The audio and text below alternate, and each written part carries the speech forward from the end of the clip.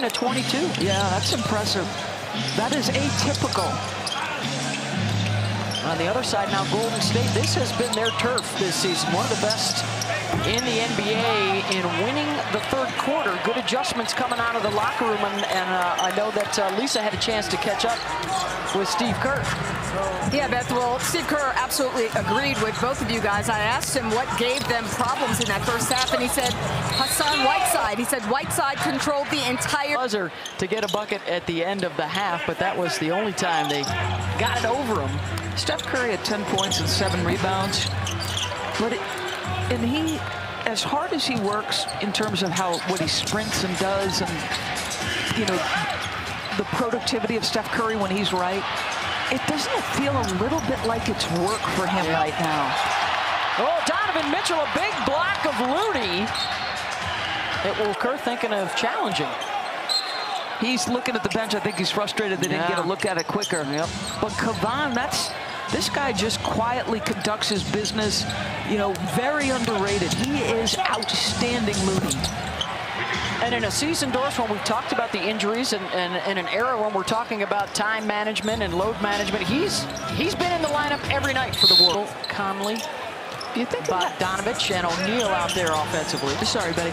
Do you think it has more impact if a guy is not somebody who ever kind of protests a call, or that an official would be like, ooh, boy, maybe? I would think that would have an effect for sure, right? Just as similarly, you may tune out a guy that's going to complain on every whistle. Right, exactly. Wiggins, can they crank up the 3 balls again? They shot it well in the first quarter, not so much in the second. For the top 2 3-point shooting teams in the NBA, almost 15 a night. O'Neal assists Mitchell, nope.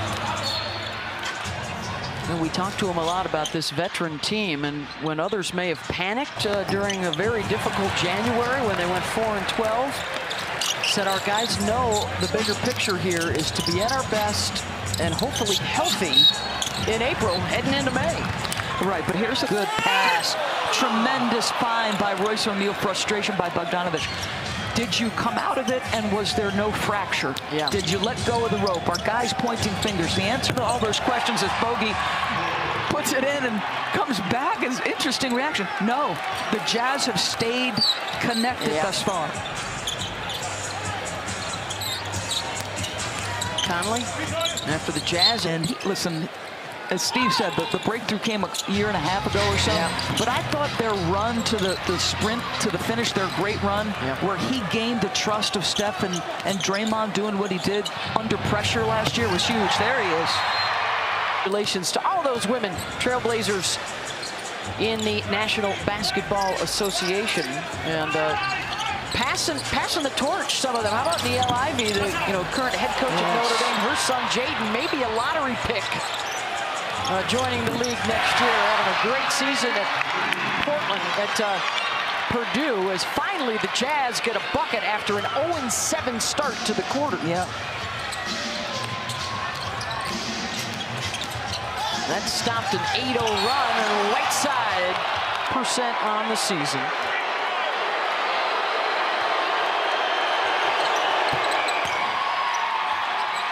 Able to knock down the second.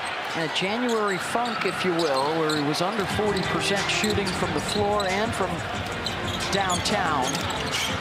But he picked it up thanks to an assist from Kevin Porter Jr. at the end of January.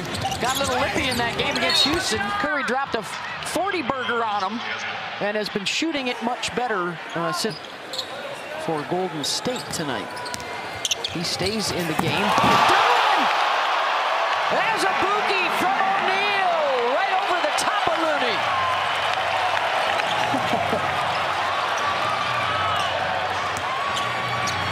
Looney will get a chance to give it back or round it out. This young man's playing so hard, Beth, trying to take advantage of an opportunity. Mitchell finds Bogey off the mark.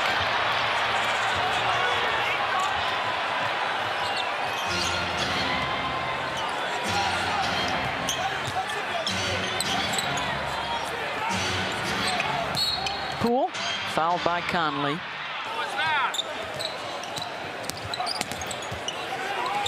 Wiggins.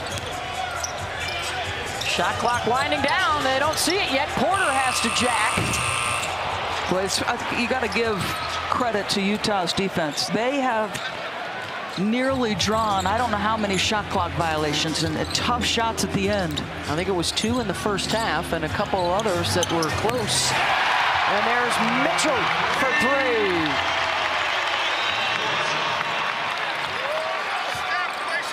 He might just mess around and get a triple-double tonight. 8 points, 9 rebounds, 7 assists for Donovan. And there's rebound number 10.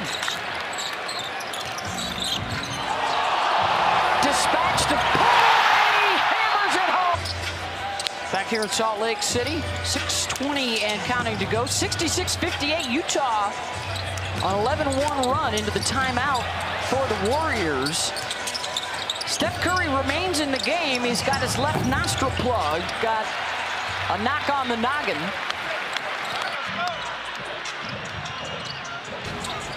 Here he is defending on Mitchell. The skip to O'Neal.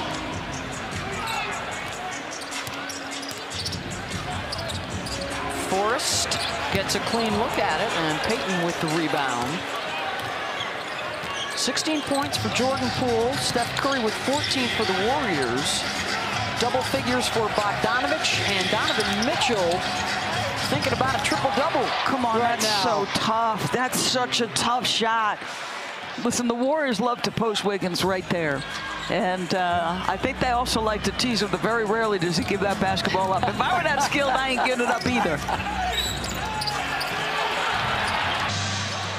He can step into that role now as a scorer off the bench. Wiggins, season of his career, Doris, both from 2-point and 3-point land. He's also had an incredible number of matchups against the presently named All-Star team. Like, he's been tremendous defensively. The kick out. Whiteside secures it.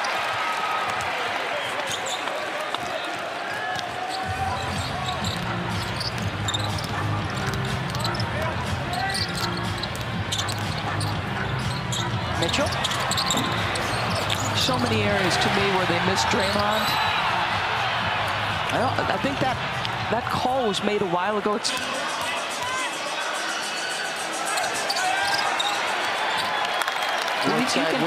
Can't you tell at times how much Golden State misses Draymond on the offensive? Oh, absolutely.